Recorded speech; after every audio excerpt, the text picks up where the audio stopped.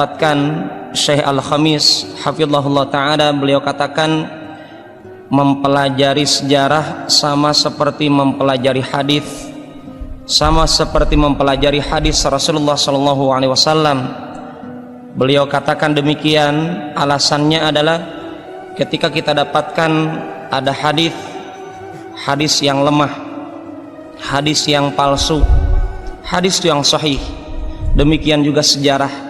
Ada sejarah yang lemah, ada sejarah yang sahih, juga ada yang sejarah yang palsu di dalam sejarah Rasulullah sallallahu alaihi wasallam.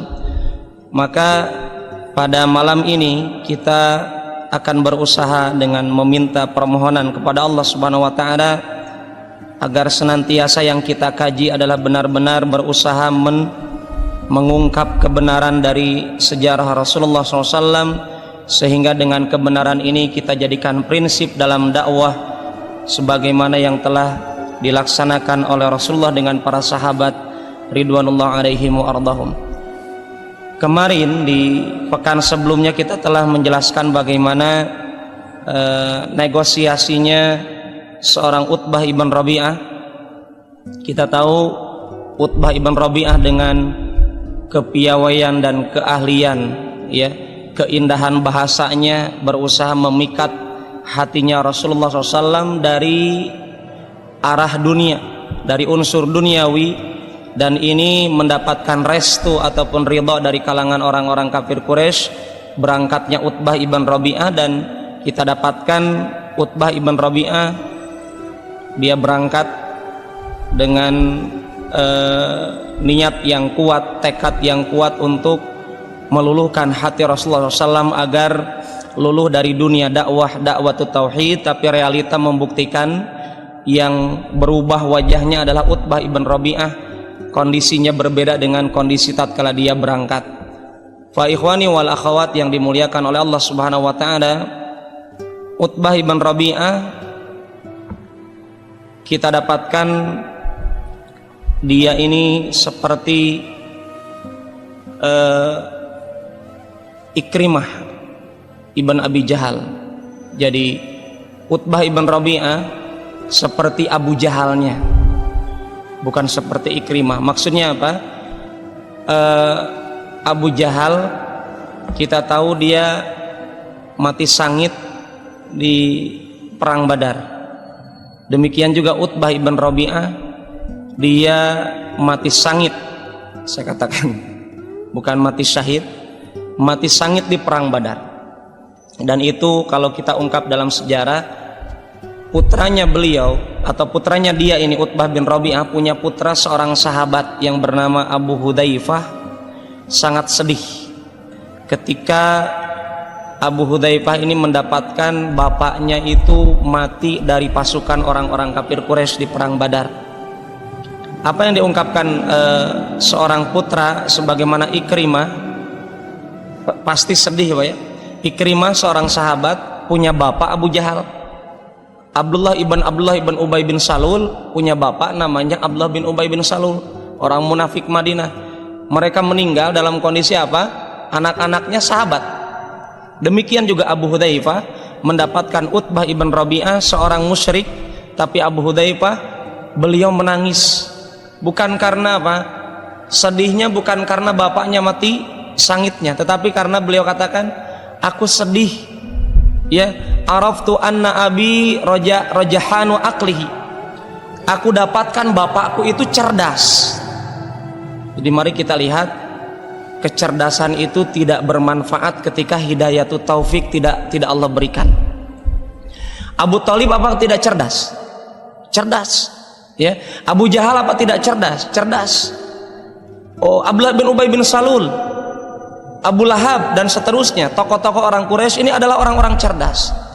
Maka dari kisah Utbah ibn Rabi'ah ini kita bisa mengambil pelajaran berharga. Ketika kecerdasan itu tidak ada manfaatnya di hadapan keislaman seseorang atau kekufuran seseorang. Ya, boleh jadi ada orang yang tidak punya gelar, tetapi tatkala disodorkan dakwah Islam dia mudah menerima. Ya, Bilal bin Rabah Beliau seorang budak, ya, bukan tokoh agama, bukan tokoh orang-orang kafir Quraisy tatkala itu, tapi Bilal bin Rabi'ah mendapatkan hidayah. Intinya di mana ikhwan dan akhwat yang dimuliakan oleh Allah Subhanahu wa taala, mendengar kisah Utbah bin Rabi'ah yang menjadi sosok manusia yang dijamin masuk neraka oleh Allah karena sebab dia masuk kategori apa? Pasukan orang Quraisy. Mendengar kisah ini kita dapatkan apa? Mahalnya nilai hidayah di hadapan orang beriman. Ya. Ketika Syekh Al-Khamis hafizahullah beliau menulis kitab Hikbah Minat Tarikh, saya teringat ketika membaca buku beliau, di awalnya itu beliau memberi pembukaannya apa? Alhamdulillahi ala ni'matil hidayah.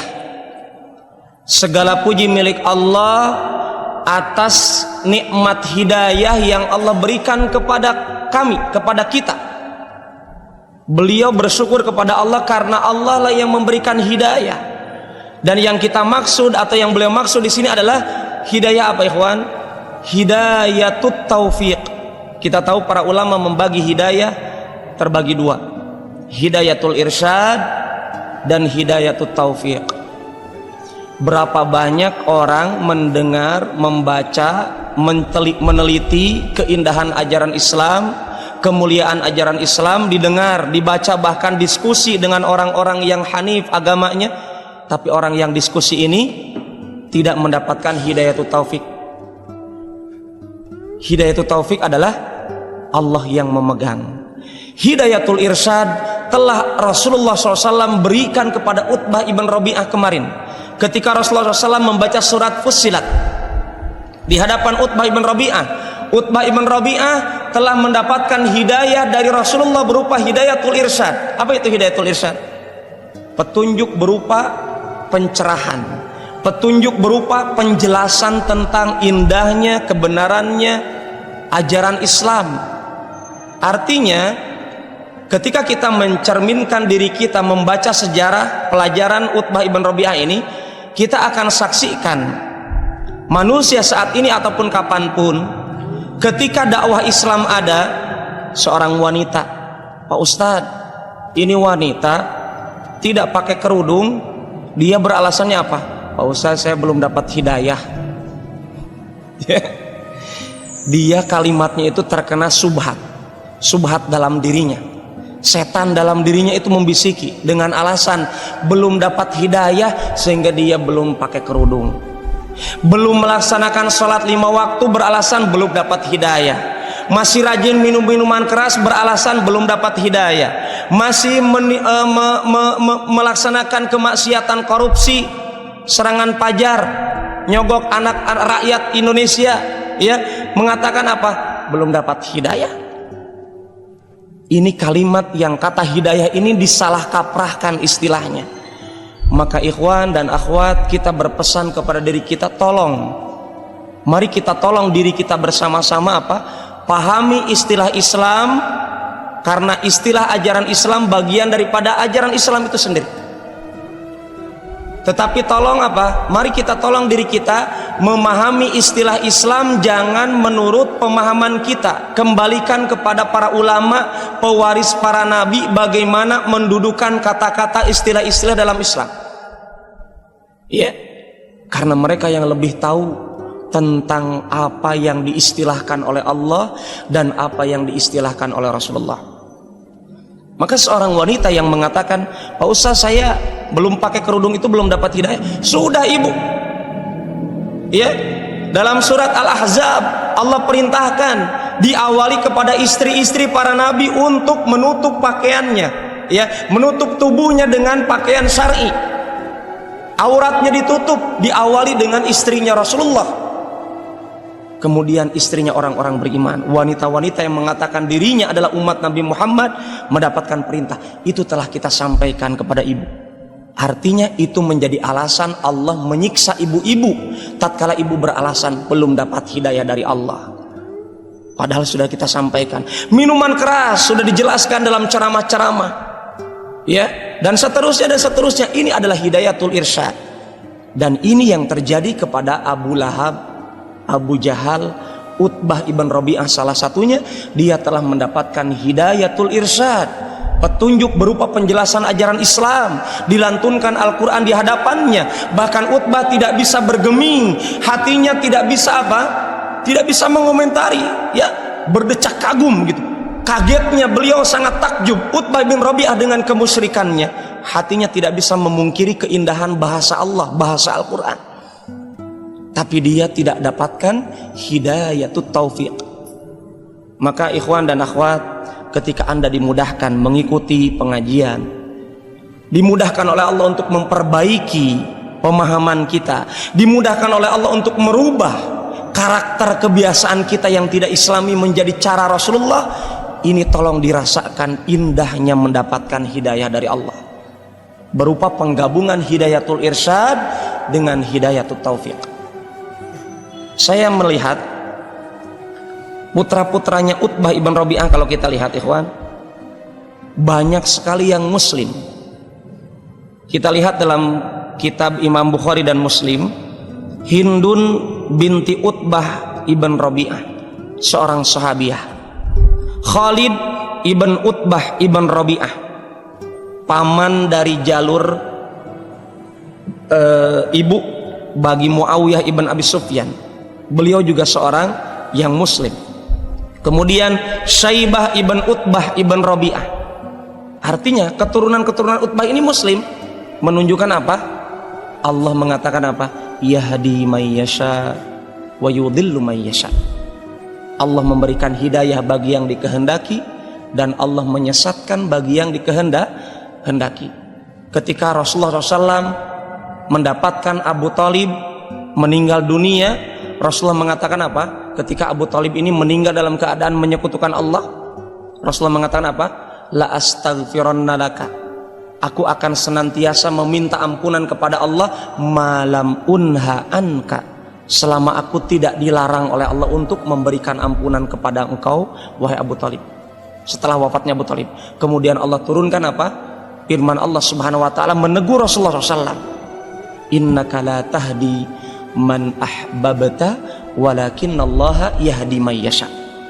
Sesungguhnya engkau wahai Muhammad, coba Nabi Muhammad bukan manusia biasa, manusia nomor satu di dunia di akhirat, ditegur oleh Allah, innaka la tahdi man ahbabta, engkau wahai Muhammad tidak akan mampu memberikan hidayah bagi yang engkau cintai sekalipun, yaitu Abu Thalib.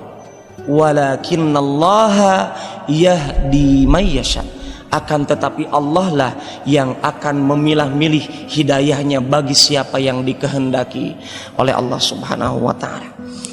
Setelah Utbah ibn Rabi'ah pulang ke hadapan para pemuka Quraisy, ya, dengan kondisi yang belum jelas kata orang-orang Quraisy, maka orang Quraisy ini tidak puas dengan jawaban yang diberikan oleh Utbah dan jawaban yang didengar oleh Utbah dari Rasulullah SAW tentang lantunan Al-Quran. Bagaimana kedudukan Rasulullah SAW di hadapan orang Quraisy, di hadapan dakwahnya orang-orang Quraisy, menghadapi dakwahnya Nabi Muhammad ini belum jelas. Apakah akan menghentikan dakwah Islam atau bagaimana? Rasulullah hanya melantunkan ayat suci Al-Quran setelah Utbah ibn Rabi'ah kemarin menyodorkan apa? Negosiasi sogokan dengan harta, dengan tahta, dengan kesehatan, dengan kekayaan dan kekuasaan. Tapi jawaban Rasulullah SAW adalah dilantunkan surat Fussilat yang di dalamnya ada teguran tentang bagaimana ancaman neraka bagi yang tidak taat kepada Rasulullah dan bagaimana berita gembira dengan surga bagi yang taat kepada Rasulullah SAW. Ini bagi orang Quraisy mengatakan apa? Belum jelas ini Muhammad mau berhenti atau tidak. Maka kita dapatkan orang-orang Quraisy, mereka rombongan, ya. Ketika Utbah mendapatkan jawaban dari Nabi Muhammad demikian, maka orang Quraisy mendatangi Nabi Muhammad alaihi salatu wassalam dengan bentuk rombongan dan menawarkan dengan penawaran yang sama sebagaimana penawarannya Utbah ibn Rabi'ah kepada Rasulullah SAW kemarin sore atau kemarin siang. Maka apa yang dijawab oleh Rasulullah SAW? Ketika awalnya, awalnya itu Rasulullah dikabarkan oleh orang-orang Quraisy akan ada pertemuan ya, menindaklanjuti dialognya Rasulullah dengan Utbah ibn Rabi'ah. Apa yang terbersit dalam hatinya Rasulullah, ikhwan? Rasulullah sangat cinta, sangat berharap, ya, agar mereka orang-orang Quraisy itu masuk Islam. Ketika mendapatkan undangan dari orang Quraisy agar bertemu Rasulullah dengan orang Quraisy ini, maka Rasulullah berharap sangat, semoga ini menjadi sarana agar orang-orang Quraisy masuk Islam, ya. Itu yang diharapkan Rasulullah, ya. Harapan paling utama yang diharapkan oleh Rasulullah di hadapan orang Quraisy itu. Maka Rasulullah bersegera, ya, menjawab undangannya orang-orang Quraisy karena ada itu, ada harapan yang sangat tinggi akan keislaman mereka. Kemudian ternyata apa, ikhwan? Ketika dihadapkan Rasulullah dengan mereka, bertemu antara Rasulullah dengan mereka, mereka menawarkan dunia sebagaimana penawaran Utbah. Maka Rasulullah SAW beliau menjawab. Apa beliau jawab, ikhwan? Ma bi ma taqulun, ya, ma bi ma taqulun, sungguh apa yang aku miliki, apa yang aku punyai, apa yang aku pikirkan tidak seperti yang kalian ucapkan. Jadi mereka harapkan Nabi Muhammad mau menerima duit. Kalau mereka inginkan Nabi Muhammad itu jadi orang paling kaya, ini uangnya sudah kami siapkan. Kalau engkau wahai Muhammad ingin mempunyai kedudukan tertinggi, jadi raja, jadi orang terpandang di Mekah, kami sudah siapkan, kami sudah setuju. Seluruh pasukan, seluruh kabilah orang Quraisy sudah setuju. Maka Rasulullah mengatakan, ma bi ma taqulun, apa yang aku pikirkan tidak sebagaimana yang kalian ucapkan. Ma ji'tukum bima ji'tukum bihi, sungguh aku datang tidak seperti kedatangan kalian, niatnya berbeda, ya. Atlubu amwalakum walasyarafa fikum, kalian pikir aku menuntut dari kalian harta kalian, kalian pikir aku ini menuntut kedudukan, menjadi orang terpandang, aku nomor satu di hadapan kalian. Walal mulka alaikum, dan aku sebenarnya tidak juga menuntut kekuasaan kerajaan dari kalian. Itu yang kalian pikirkan, bukan itu yang aku pikirkan saat ini. Ini perkataan Rasulullah SAW, prinsip, ikhwan. Tidak ada kata tauriyah di sini, tidak ada kata kalimat takiyah menyembunyikan. Oh, ada kesempatan nih orang kafir, ya, luluh hatinya. Tetapi Rasulullah katakan tatkala itu, walakinallaha ba'atsani ilaikum rasulah. Pahami wahai orang Quraisy, wahai para pemuka, wahai tokoh-tokoh terpandang kota Makkah, akan tetapi Allah mengutus aku menjadi utusan Allah kepada kalian.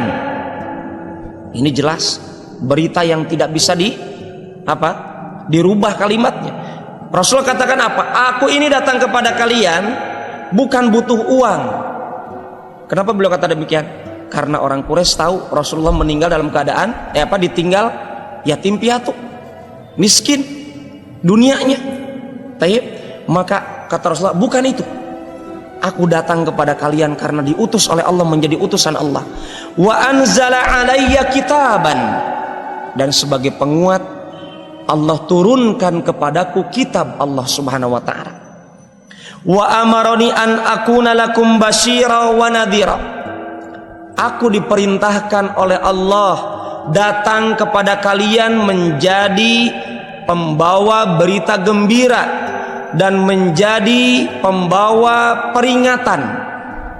Apa berita gembiranya, ikhwan?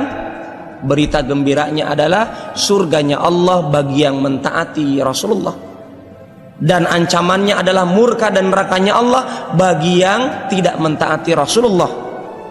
Faballaghtukum risalati rabbi, maka aku benar-benar akan menyampaikan risalah dari Rabbku.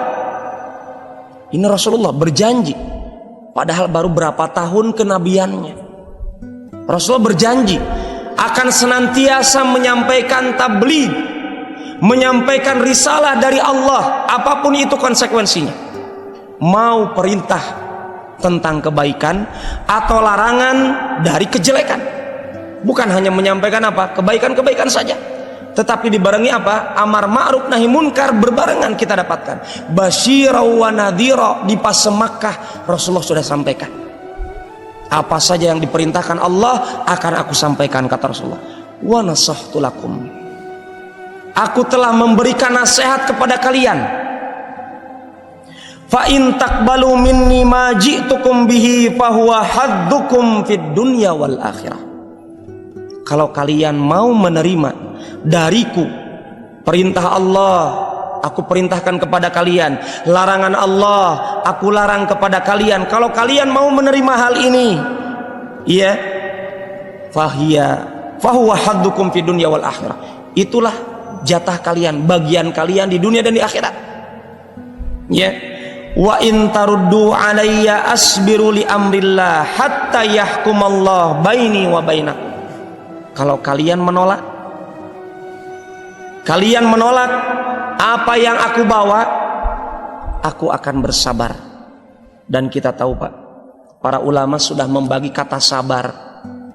Ini yang kita maksudkan. Kata sabar itu yang dikatakan Rasulullah adalah terbagi menjadi 3. Kalau kalian menolak dakwah Islam, artinya tolong posisikan diri kita sebagai dai, melanjutkan estafet dakwahnya Rasulullah.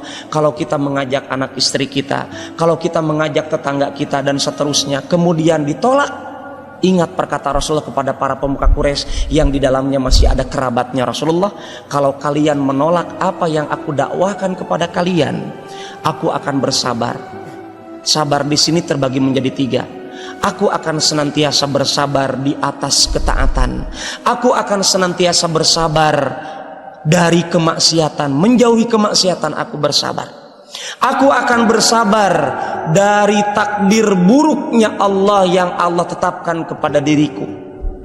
Ini kata sabar maknanya yang dimaksudkan oleh Rasulullah SAW. Beliau akan bersabar melanjutkan estafet dakwah.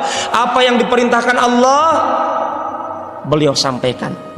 Apa yang dilarang Allah, beliau tinggalkan.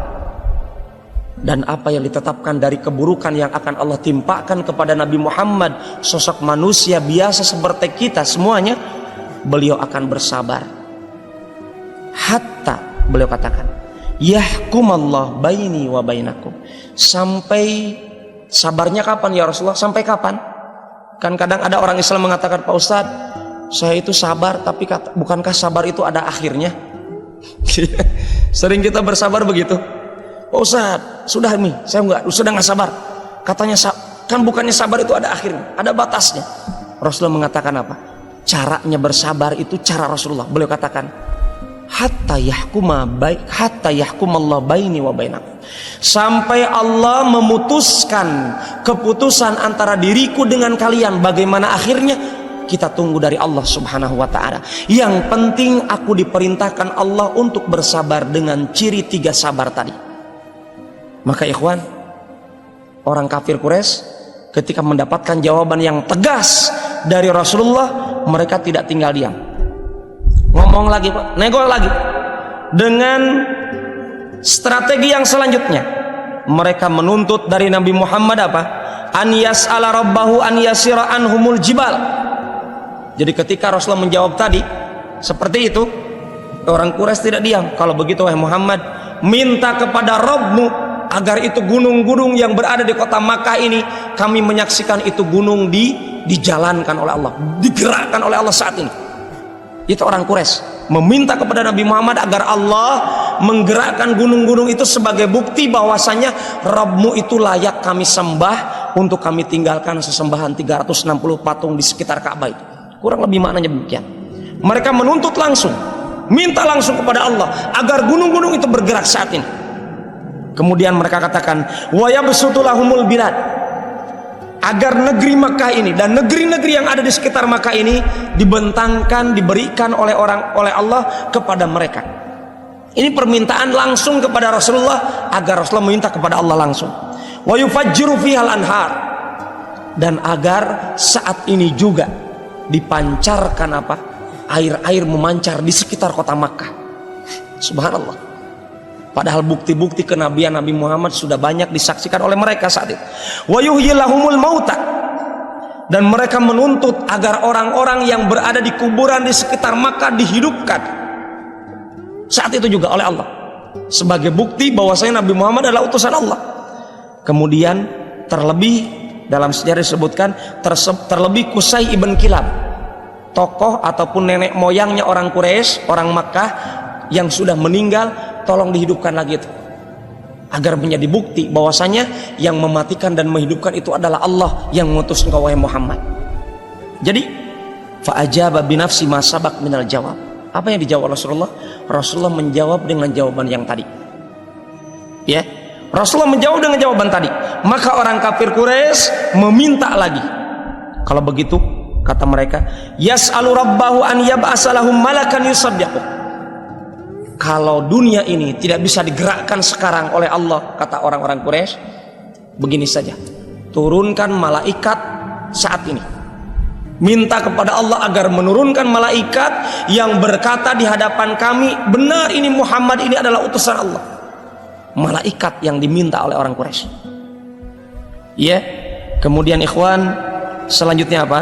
Ketika itu mereka juga meminta agar surga, harta-harta dari surga diturunkan kepada mereka saat itu juga. Jadi mirip-mirip seperti permintaan siapa? Bani Israel. Betul ya. Jadi orang-orang yang sombong itu kurang lebih ya kayak mereka, pembangkangannya sama, memintanya juga mirip-mirip. Kita tahu Bani Israel meminta diturunkan dari surga makanan-makanan surga kepada siapa? Kepada Nabi Isa alaihissalam. Pak Ikhwan, realita membuktikan setelah diturunkan makanan-makanan dari surga kepada Bani Israel, bukan bertambah beriman, tapi bertambah membangkang kepada Nabi Isa alaihissalam. Dan kita dapatkan ikhwan, realita kita dapatkan, orang-orang Quraisy ketika mereka mendapatkan permintaan tersebut, malaikat tolong turunkan, harta surga tolong turunkan saat ini, agar menjadi bukti engkau benar, Nabi bukan tukang sihir. Maka jawaban Nabi sama seperti tadi. Kemudian orang Quraisy mengatakan, kalau begitu engkau tidak berani, Tuhan engkau itu untuk menggerakkan gunung, tidak berani menurunkan para malaikat dengan hartanya. Ini penghinaan kepada Allah, penghinaan kepada Rasulullah dari karangan lisan-lisan orang Quraisy. Kemudian mereka dengan sombongnya mengatakan, kalau engkau tidak berani Tuhan engkau itu untuk mengerjakan hal itu, tolong saat ini turunkan siksa. Subhanallah. Orang Quraisy menuntut dari Rasulullah agar Allah menurunkan siksa kepada mereka saat itu juga. Maka Rasulullah SAW mengatakan, dzalika ilallah insya'a fa'al. Hal itu adalah keputusannya ada di tangan Allah. Kalau Allah menghendaki, Allah akan menurunkan siksa saat ini juga. Jadi betul-betul Rasulullah hanya mentaati perkataan perintah Allah subhanahu wa ta'ala, bukan perkataan perintahnya orang-orang Quraisy. Inilah kesabaran ya, inilah kesabaran yang ditanamkan oleh Rasulullah SAW dalam estafet dakwahnya baru tahun-tahun pertama. Artinya Allah sebenarnya kalau mau berkehendak saat itu, pasti Allah apa ikhwan? Innallaha ala kulli syai'in qadir, kata Allah. Sesungguhnya Allah atas segala sesuatu maha sanggup. Kalau Allah mau tatkala itu pasti gunung akan bergerak. Kalau Allah mau menghendaki tatkala itu pasti apa? Malaikat akan rombongan turun. Harta surga akan diturunkan, siksa dari langit akan diturunkan. Tetapi Allah mempunyai rahasia. Dakwah Nabi Muhammad tidak berhenti di kota Makkah. Dakwah Nabi Muhammad akan sampai sebagaimana nanti akan disabdakan oleh Rasulullah ketika beliau di kota Madinah. Rasulullah katakan, innallaha zawaliyal arda fara'aitu masyariqaha wa magharibaha wa inna ummati sayablughu haddaha kama ra'aitu atau kama qala alaihi salatu wassalam. Rasulullah di kota Madinah, beliau pernah bersabda, ini masih di kota Makkah ikhwan. Rasul bersabda di kota Madinah, innallaha zawaliyal arda, sesungguhnya Allah menampakkan bumi, jadi seakan-akan bumi itu datar, diperlihatkan. Fara'aitu masyariqaha wa magharibaha, dan aku disaksikan dengan kemampuan yang Allah berikan kepada diriku. Aku dilihatkan oleh Allah masyariqaha, timurnya, wa magharibaha, dan baratnya. Kemudian Rasul tidak berhenti di situ. Aku lihat timur dan baratnya dunia. Wa inna ummati sayablughu haddah, dan sungguh umat Islam akan menguasai timur dan barat. Dan itu yang terjadi di masa para sahabat. Ketika mendengar sabda ini, kita dapatkan para sahabat berusaha membuktikan sabda Rasulullah SAW. Di zaman Umar bin Khattab, negeri Cina sudah dikuasai. Di zaman Abu Bakar As-Siddiq, di zaman Umar, di zaman Utsman, di zaman Ali, kita dapatkan Eropa, Afrika dikuasai oleh Islam, oleh para sahabat, sebagaimana disabdakan oleh Rasulullah Sallallahu Alaihi Wasallam. Inilah hasil dari kesabaran dakwahnya Rasulullah SAW. Sabar dalam ketaatan, sabar dari kemaksiatan, sabar dalam menerima keputusan yang buruk dari Allah Subhanahu wa Ta'ala. Maka ya ikhwan yang dimuliakan Allah Subhanahu wa Ta'ala, ketika Rasulullah mengatakan kalau Allah menghendaki siksa Allah akan Allah turunkan saat ini, maka Allah akan turunkan. Kalau tidak, maka tidak. Maka orang Quraisy hatinya tambah panas, telinganya sangat panas, dan lisannya sangat geram dengan ucapan Rasulullah yang sangat sabar menanti keputusan Rasulullah. Dakwah tidak berhenti saat itu, akan senantiasa berlanjut. Maka orang Quraisy sangat panas tatkala itu mengatakan, "Ama wallah." Ini orang Quraisy. Demi Allah, kata orang Quraisy yang musyrik itu. Orang Quraisy masih menyembah Allah, tapi sembari menyembah Allah, menyembah 360 patung. Artinya ikhwan, orang Quraisy, kita yakini dengan kalimat ini dan sejarah membuktikan orang Quraisy itu bertauhid, tauhid rububiyah, mengesahkan Allah dalam perbuatan Allah. Ketika Allah bertanya kepada orang Quraisy, yang ayat ini dilantunkan oleh Rasulullah, wala in sa'altahum, kalau engkau wahai Muhammad bertanya kepada orang kafir Quraisy, man khalaqas samawati wal ard, siapa pencipta langit dan bumi? Orang Quraisy mengatakan, fasayaqulunallah. Orang Quraisy akan mengatakan serempak, ya Allah yang menciptakan, bukan Lata, bukan Uzza, bukan Hubal, bukan Manat. Mereka serempak mengatakan yang menciptakan langit dan bumi Allah, yang memberikan rizki Allah, yang menghidupkan dan mematikan Allah. Artinya mereka mengatakan tatkala itu, ketika mereka katakan ama wallah, demi Allah, artinya mereka masih ingat diri mereka masih hambanya Allah, tetapi menyekutukan Allah dalam tauhid uluhiyah, dalam perbuatan mereka di hadapan Allah. Mereka katakan demi Allah, la natarukuka wa ma fa'alta bina. Sungguh demi Allah, mereka bersumpah, kami tidak akan meninggalkan engkau wahai Muhammad, dan apa yang telah engkau kerjakan, engkau perbuat kepada kami, hatta nuhlikaka au tahlikuna, ay tahlikana.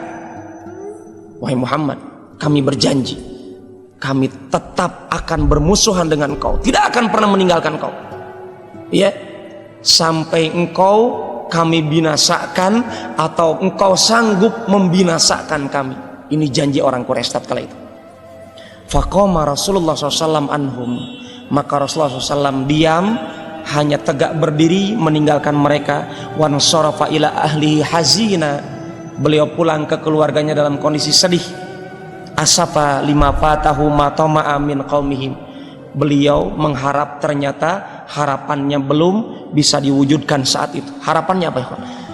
Agar mereka masuk Islam, ternyata belum terwujud. Beliau sedih, ya, beliau sedih, tetapi inilah kesabaran yang ditanamkan Rasulullah dalam dirinya. Kemudian ikhwan, setelah itu apa? Setelah itu muncullah Abu Jahal membuktikan ucapannya. Dan tatkala tadi Abu Jahal termasuk orang yang hadir tatkala itu ikhwan. Abu Jahal bapaknya jahil. Apa jahil ikhwan? Bapaknya kebodohan. Sebenarnya julukan aslinya Abul Hakam, bapak yang sangat bijaksana, tapi Rasulullah menjulukinya Abu Jahal, bapaknya kebodohan. Kenapa demikian? Karena itu, dengan kebijaksanaan otaknya kok tidak mau masuk Islam, ya, maka dijulukilah Abu Jahal. Ya, kita dapatkan Abu Jahal setelah berjanji akan bermusuhan dan akan membinasakan Rasulullah, dia buktikan di esok harinya. Di malam harinya dia nego kepada orang-orang kafir Quraisy. Kalau betul kita berjanji akan mencelakakan Muhammad, bahkan sampai membunuh Muhammad, maka Abu Jahal pelopor perdana. Dia katakan kepada orang-orang Quraisy di malam hari, wahai orang Quraisy, wahai para pemuka Quraisy, aku yang pertama kali akan berusaha membunuh Muhammad. Aku akan lemparkan batu besar di hadapan Muhammad. Dan itu janjinya Abu Jahal diwujudkan esok harinya. Dia berusaha menguntit jadi paparazi, Pak. Paparazi zaman dulu ya salah satunya Abu Jahal. Tapi waktu itu tidak ada teropong, tidak ada kamera. Kalau zaman saat ini paparazi pakai kamera. Abu Jahal tidak pakai kamera. Dia usahakan mencari-cari kapan Muhammad berada di samping Ka'bah sedang mengerjakan sholat. Maka Abu Jahal sudah menyiapkan dirinya dengan membawa batu yang sangat besar. Kita dapatkan Abu Jahal dengan kebodohannya, dia berusaha membunuh utusan Allah yang paling mulia, Nabi Muhammad alaihi salatu wassalam. Rasulullah melaksanakan sholat dengan khusyuknya. Abu Jahal dengan tekad yang sangat berkobar-kobar, dia prediksikan kayaknya Muhammad saat ini akan mati. Ini pikiran Abu Jahal. Ternyata ikhwan, yang disaksikan oleh Abu Jahal tatkala dia akan melemparkan batu besar di atas punggungnya Rasulullah SAW, dengan takdir Allah, tatkala itu di hadapan Abu Jahal disaksikan ada unta, yang unta tersebut menganga, mulutnya sangat besar, yang unta tersebut wajahnya tidak pernah disaksikan sebelumnya oleh Abu Jahal. Ya, saking bengisnya itu unta, dia saksikan unta di kota Makkah tidak seperti itu. Itu untanya. Diungkapkan oleh Ibnu Ishaq bahwasanya unta yang disaksikan itu adalah wallahu ta'ala alam, dalika Jibril. Wallahu ta'ala alam, dalika Jibril laudana la akhadahu. Seandainya Abu Jahal itu berani mendekati Rasulullah untuk melemparkan batu, sungguh maka Abu Jahal akan disambar oleh Jibril alaihissalam. Artinya Rasulullah masih dijaga oleh Allah. Wallahu ya'simuka minan nas. Allah senantiasa menjaga engkau wahai Muhammad dari manusia. Fa ikhwan dan akhwat yang dimuliakan oleh Allah Subhanahu wa taala, kita dapatkan Abu Jahal kondisinya ketakutan. Dia lempar batunya sampai dia berkeringat dingin. Abu Jahal berlari kepada orang-orang kafir Quraisy yang menanti bagaimana beritanya Muhammad dari lisannya Abu Jahal. Ternyata wajahnya pucat kayak orang sakit.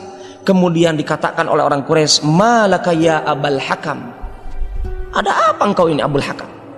Maka diungkapkanlah apa yang disaksikan oleh Abu Jahal di hadapan Rasulullah Sallallahu Alaihi Wasallam. Kemudian ikhwan dan akhwat yang dimuliakan oleh Allah Subhanahu Wa Taala, kita tahu tadi negosiasinya orang Quraisy tidak berhenti di situ. Artinya dari sini kita mesti malu ketika umat Islam saat ini melihat berdakwahnya malas-malasan. Ini orang Quraisy itu dakwahnya gesit, Pak. Kokoh di dalam kemusyrikannya. Dia tidak berhenti untuk membidik Muhammad dengan hatinya agar meninggalkan Islam. Kita umat Islam mungkin seringkali malas untuk berdakwah walaupun dengan SMS atau dengan Facebook atau dengan WhatsApp untuk menyebarkan dakwah Islam. Boleh jadi berapa banyak umat-umat non-Islam tertarik karena sebab kita menyampaikan sirah Islam, sirah keindahan Islam, walaupun cuma seuntai kata. Ya, maka Rasulullah katakan balighu anni walau ayat. Sampaikan dariku walaupun cuma satu ayat. Kita dapatkan orang Quraisy. Mari kita bercermin dari kelakuan orang Quraisy. Ya, kita dapat apa ikhwan? Orang Quraisy ketika mereka dapatkan Muhammad masih kokoh dalam dunia dakwahnya, kokoh dalam keimanannya, orang Quraisy tatkala dengan dunianya disogok Nabi Muhammad tidak bergeming, maka orang Quraisy datang dengan apa? Dengan agamanya. Ya, orang Quraisy katakan apa? Mereka itu walaupun yang mereka usahakan sebenarnya ragu. Mereka katakan apa dalam hatinya? Kami ini sebenarnya sudah ragu. Kenapa? Seluruh senjata kami sudah kami usahakan untuk menego Nabi Muhammad, menego Muhammad, tapi tidak berhasil. Mereka ragu, tapi bagaimana lagi? Jadi mereka katakan dalam pikiran mereka apa? Kata Syekh Sofia Rahman, pikiran orang Quraisy tatkala menego dengan agama mereka, jadi akan kompromi antara sesama keyakinan. Jadi ada apa Pak? Lintas agama, lintas keyakinan ini. Jadi sudah diprogramkan oleh orang Quraisy kala itu. Bagaimana nih caranya agar luluh hatinya Muhammad ini? Maka orang Quraisy ini dalam kondisi ragu, tapi mau tidak mau harus dicoba. Sehingga mereka katakan, ditawarkanlah kepada Rasulullah SAW untuk apa ikhwan? Fa in kana alladzi ta'budu. Mereka katakan, ya Muhammad, wahai Muhammad, halumma fal na'bud ma ta'bud. Wahai Muhammad, begini saja, biarkan kami nyembah apa yang kau sembah. Coba lihat Pak, negosiasi masalah dunia, Nabi Muhammad disogok dengan dunia, nihil, nol besar, nggak ada hasil. Kalau begitu, begini saja, kami sudah capek. Jadi mereka sudah ragu sebenarnya, tapi bagaimana lagi? Kata mereka, minimal, jadi kata Syekh Sofiyur Rahman, minimal Muhammad ini, kata orang Quraisy, kalau dinego dengan agamanya, kami turut kepada agama Muhammad, dan Muhammad mau turut kepada agama kami, minimal katanya dakwah Muhammad 50-50, kemusyrikan berjalan, tauhid berjalan. Itu pikiran orang Quraisy. Jadi mereka katakan begini saja, mau halumma ya Muhammad, kesini wahai Muhammad. Jadi bayangkan ya Pak, orang-orang cerdas musyrik Quraisy di Mekah mengatakan, Muhammad kesini, gini saja, kami ini sudah biar kami nyembah Allah, ya, dan kau juga mau nyembah Tuhan kami 360 patung ini. Wa ta'budu ma ta'bud fa nastariku nahnu wa anta fil amri. Gini saja, kita koalisi dalam urusan agama ini, sudah gabungkan saja agama Islam ya agama orang Quraisy, agama orang Quraisy ya agama Islam. Begitu Pak ya, kita dapatkan metode dakwah orang-orang OON saat ini pun sama kayak orang Quraisy saat ini. Seperti apa Pak? Jaringan Islam liberal, sipilis ya. Jaringan Islam liberal, kita dapatkan realita mereka itu ngikut nenek moyangnya siapa? Orang Quraisy, bukan Nabi Muhammad, afwan, bukan. Orang Quraisy yang mempelopori cara begitu. Ketika mereka kebingungan, ini umat Islam ini kenapa kok syiar Islamnya kok kokoh tidak mau dirubah? Sudah kita gabungkan saja. Tatkala Natal kita ajak Natal, kami tatkala Idul Fitri biar kami mengatakan selamat hari raya Idul Fitri. Kurang lebih maknanya sama seperti orang Quraisy. Kata orang Quraisy, biar kita kompromi, kita sepakati. Fa in kana alladzi ta'budu khairan mimma na'bud kunna qad akhadna bihaddina minhu. Begini saja Muhammad, kami juga cerdas, kata orang Quraisy. Kalau yang engkau sembah itu, wahai Muhammad, di dalamnya ada kebaikan, berarti kalau kami saat ini menyembah Tuhan engkau itu, berarti kami telah mengambil kebaikan yang engkau miliki. Coba Pak, cerdasnya orang Quraisy. Wa in kana ma na'budu khairan mimma ta'bud kunta qad akhadta bihaddika minhu. Hati-hati ya Muhammad, jangan engkau pikirkan itu, engkau jangan suudon. Kalau yang kami sembah selama ini nih 360 patung ini, hati-hati itu, boleh jadi itu di dalamnya ada kebaikan. Nah, kata orang Quraisy, kalau yang kami sembah ini ada kebaikannya, kalau merayakan gongsi pacoy, kalau merayakan Natalan, tahun baruan, dan seterusnya itu ada kebaikannya, kamu itu tidak ketinggalan kebaikan. Ya, kamu pun dapatkan jatah kebaikannya. Kurang lebih maknanya begitu kata orang Quraisy. Jadi kebaikan apapun selama kita hidup, dalam agamamu kami ambil, dalam agama kami kamu juga ambil. Adil kan? Ini versi adilnya orang Quraisy. Ya. Kemudian apa ikhwan? Jadi lucu juga. Maka Syekh Sofiyur Rahman beliau katakan ini kisah yang mudhik, kata beliau katakan. Beliau katakan ini sejarah negosiasi yang bikin perut kita berkocak gitu, bikin perut kita tertawa. Kenapa? Bisa-bisanya itu nego sampai sedemikian dangkalnya caranya, sudah kehabisan akal. Ya, Pak ikhwan dan akhwat yang dimuliakan oleh Allah Subhanahu Wa Taala, Nabi Muhammad tidak menjawab. Jelas Nabi Muhammad juga cerdas, ikhwan. Para nabi dan rasul jelas dipilih yang tercerdas, terpintar akalnya. Nabi Muhammad kalau pakai akal, dakwah Islam ditetapkan dengan akal, pasti Nabi Muhammad mengatakan betul juga ya. Kan kalau pakai akal begitu, Nabi Muhammad tidak. Karena beliau tahu Islam itu diajarkan dakwahnya oleh Allah. Nabi Muhammad juga diajarkan oleh Allah, bukan dewa hawa nafsunya. Beliau hanya diam sampai turun ayat Allah surat Al-Kafirun dari awal sampai akhir. Qul, katakan wahai Muhammad kepada orang kafir yang berusaha negosiasi agar engkau itu musyrik, mereka juga jadi bertauhid, setengah-setengah musyrik setengah tauhid. Maka katakan wahai Muhammad, qul ya ayyuhal kafirun. Kalau orang Quraisy mengatakan halumma ya Muhammad, kesini wahai Muhammad, maka Rasulullah diperintahkan oleh Allah, qul ya ayyuhal kafirun, katakan wahai Muhammad, hei orang-orang yang kafir, la a'budu ma ta'budun, aku tidak menyembah, tidak beribadah, tidak tunduk kepada apa yang engkau tunduk saat ini, tidak menyembah kepada apa yang kau sembah, dan seterusnya sampai surat Al-Kafirun, wala ana a'budu ma abattum wala antum a'budu ma abattum wala ana a'budu ma abattum, dan seterusnya ikhwan sampai kepada kalimat lakum dinukum waliyadin. Kalimat terakhirnya apa? Lakum dinukum waliyadin. Ini jawaban dari Rasulullah karena perintah Allah, jawabannya begitu.